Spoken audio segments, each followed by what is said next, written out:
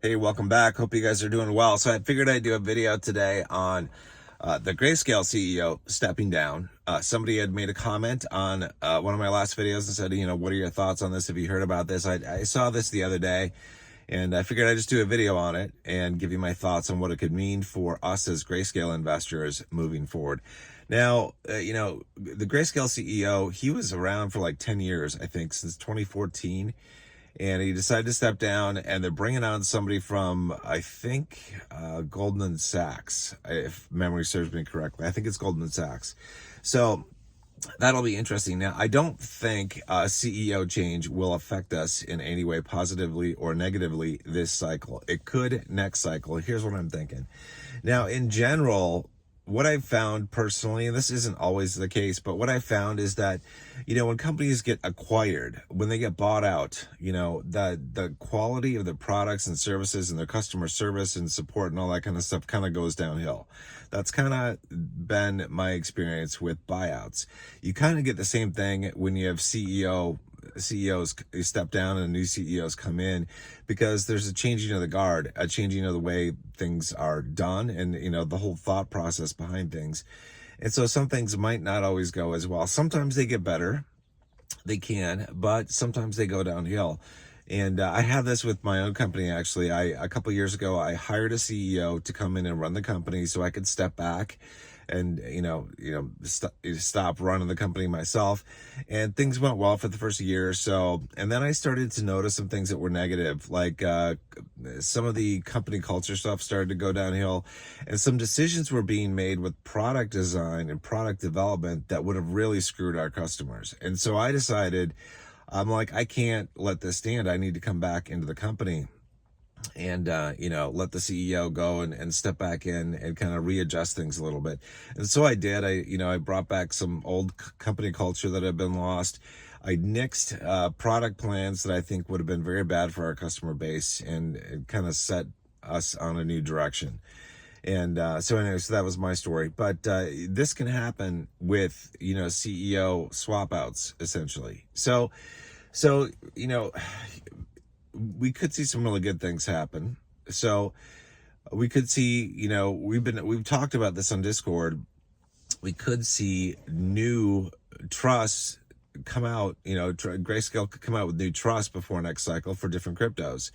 That would be awesome. That would be amazing. We all like to see that. But the opposite might happen. Like, no new trust might be created because of the CEO switch. So that's a potential downside. Like, what if the trust creation is pretty much over and all the focus is on just getting the existing trust converted to ETFs? That might be the focus. If we got a guy from Goldman Sachs coming in, that's kind of the traditional financial market, right? And it's like they're focused very much on traditional investments, like whatever you can get through your brokerage account, that makes it easy for people to invest in, for everyday investors. And so I'm guessing there's going to be a push from the new CEO to get the existing Grayscale trust converted to ETFs. That could be something that we see. Obviously, that all depends on what the SEC is, I guess, what their attitude is, because the SEC, they may not want to, approve any more ETFs. Who knows? And, so it's going to be largely dependent on that, obviously.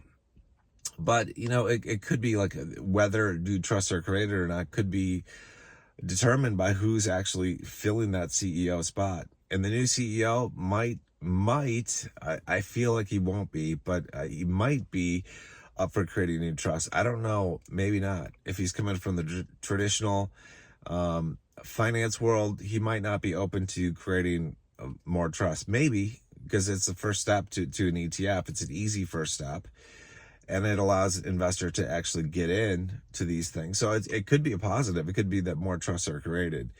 One of the other things that could happen is potentially they could look at it and they could hopefully lower the fees associated with a trust. That would be good.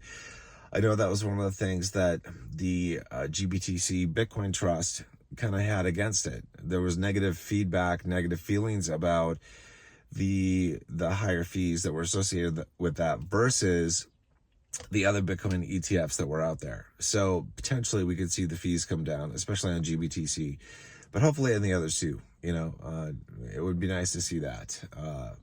we wouldn't lose as much of a slice of crypto in each share as we are right now, which it's still, I look at it and I go, it's still worth it. It's still worth it. Definitely being in the Grayscale trust, you can make so much money that it just makes it seem like the fees that are being charged are just like, they almost are nothing. That's what I feel like. But on something like GBTC, I think it's a bigger deal. More eyes are on there. There's more focus on that, definitely. Probably the ETH trust, if that gets converted to an ETF, they definitely want lower fees on that thing too. So I don't know, just some thoughts on the new CEO coming in. I think I heard he's going to come in August. And between now and then, there's going to be an interim CEO. And I didn't see that announced, like who that was. But somebody from Goldman Sachs is stepping in and coming in August. So that'll be interesting to see. It'll be right basically at the cusp of us taking off, this fall with LTC and a BCHG probably. So it'll be interesting to see what he decides to do with the existing trusts, with ETF filings, applications, and especially with the creation of new trusts. I'm hoping that they come out with additional trusts for next cycle. Whenever they come out with those, they might come out with those trusts mid-cycle. Like early to mid 2025, they could even come out with new trusts. They actually did that last cycle with some of the trusts that were out there. I think it was either HZEN or ZCSH came out, and so did Mana. I believe that those came out kind of late cycle, last cycle. So we'll have to see what happens with that. Anyway, just some thoughts. I don't like it personally when founders step down, because it's like the initial crew, like, and Michael, I think Sonnenheim, or I'm probably mispronouncing his name, but Michael, I think he was the original CEO. And so I don't like it when founders step down, because I feel like it changes the company, the product, the services, the customer support, everything. Just the way of thinking that was originally there that allowed that company and its services to flourish. I don't like that. So it's a disappointment, but everybody moves on. I get that. Everybody moves on. Everybody needs a break. Everybody needs a change. But it can oftentimes be a loss for people who are invested in a company's offerings, whether it's a product, a service, a stock, an ETF, a trust, whatever. It can sometimes be a downside. So anyway, all right, I'll see you guys in the next video. Hope you guys are doing well, and I don't know, enjoy the start of the summer. So it's technically the start of summer. It's officially not until June, but mid-May in the U.S. In most parts of the U.S., summer is basically here. So enjoy it. Take care.